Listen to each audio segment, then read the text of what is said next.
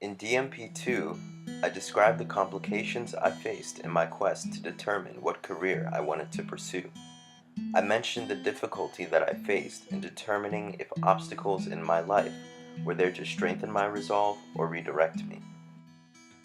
The Gawain and Ragnell story taught me the importance of perseverance through times of uncertainty. Gawain endured the test of marrying the hideous woman, Ragnell, in an effort to save King Arthur. Ever since I have decided to commit to my path of pursuing medicine as a career, I have faced many challenges and obstacles as well as varying degrees of uncertainty that have made me question my choices in life. The process towards medical school is arduous and long. Nationwide, less than half of the students that apply are granted acceptance, so there is no certainty that one will make it in. It is a process that involves jumping through many hoops. This reminded me of the story in Shaw entitled The Patient Griselda. In that story, Griselda's husband tested her love and devotion to him by putting her through certain tests. He told her that he had killed her children and was going to divorce her. She made a promise to him when they had gotten married, saying that she would do whatever he commanded. Thus, she continued to take care of the house and help him despite the uncertainty of her future. She endured these tests and even went as far as preparing a feast for his future wife. Eventually, he revealed to her that it was all just a test, and they lived happily ever after. Just as is the case with Griselda, we may at times face challenges and obstacles in times of uncertainty. We need to persevere in these instances to continue on our path to destiny. On the local level, this perseverance through uncertainty is mirrored by the life story of Jim Carrey.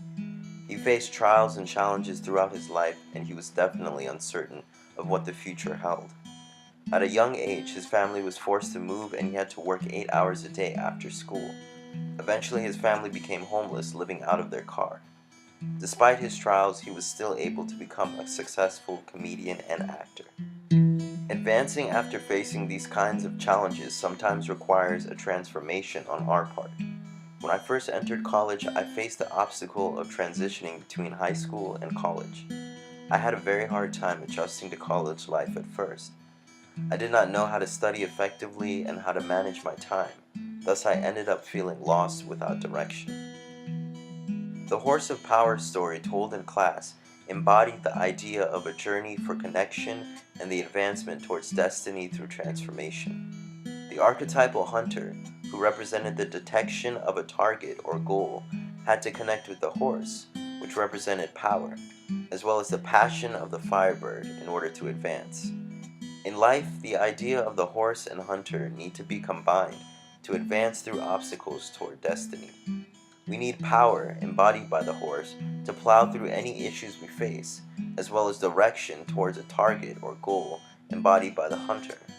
Power without direction will not achieve anything, as will direction without the power to act. In my case, I had the passion of the firebird, but lacked the direction of the hunter. In order to get through my obstacle, I had to find direction in life.